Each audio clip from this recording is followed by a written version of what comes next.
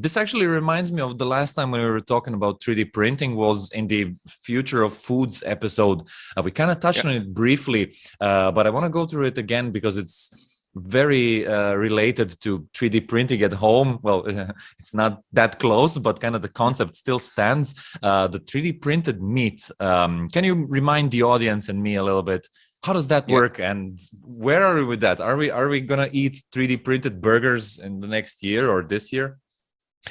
3D printed burgers, I'm not too sure about. And it's sort of, if you stretch the definition of a 3D printed burger, you could say we're already eating 3D printed burgers, because there are, of course, industrial processes that squeeze out some paste onto into a patty shape, and off it goes.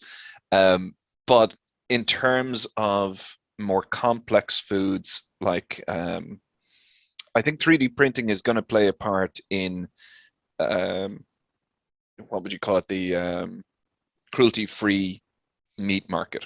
So when we get the technology of cruelty-free meat, by which I mean cultured meat, the kind of stuff where you take a biopsy from a living animal and you culture that to create meat that does not require the animal to have died.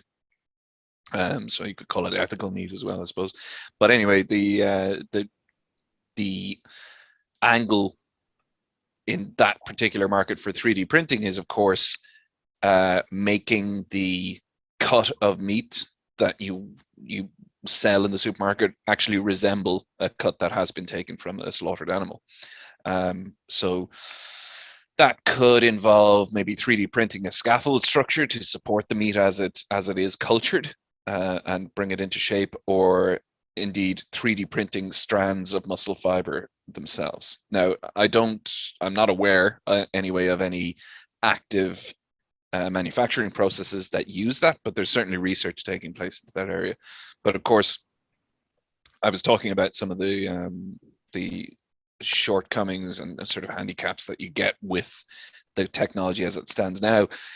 All of that, you then add, biological liquids to, and proteins that can set in certain shapes and so on and so forth.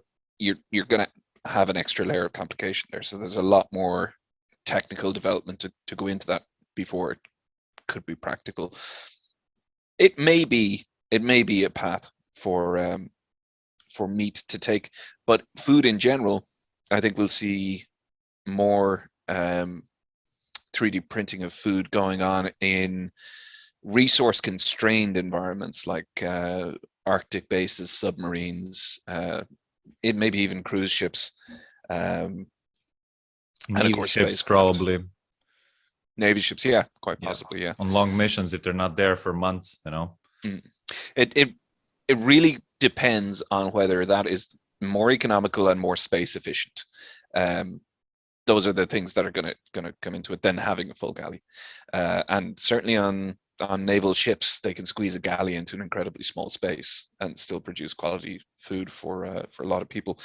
But as I say, it comes down to economics and space conservation.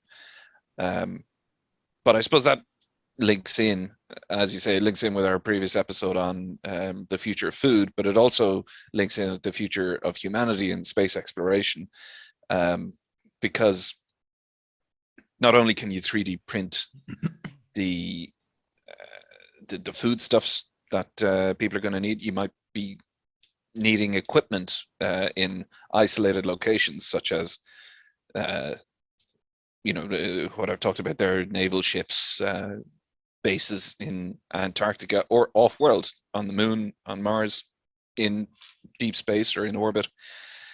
They've already taken 3D printers to the International Space Station to create equipment that they might be lacking. And so far it's been sort of experimental in the sense of, like, does it work well? And can we produce stuff? There isn't the spontaneity for someone to go, oh, I need a wrench of this particular size, I'm going to go print it. It's sort of controlled and directed from the ground at the moment. But they are researching stuff like in zero gravity, for example, on the International Space Station. You can do protein growth for pharmaceutical purposes that you can't do on the ground, because the gravity of the Earth will break these protein chains as they're created. And similarly, you can do very fine detail 3D printing work in 0G. So there are a lot of applications that can be pioneered in 0G, and so I expect it to stick around in that arena. And I'm not sure what we're going to see, but we're going to see some interesting stuff. Hey, thanks for watching this video. If you want to see the full version, go to the Uncle Gold Podcast YouTube channel or watch the next clip.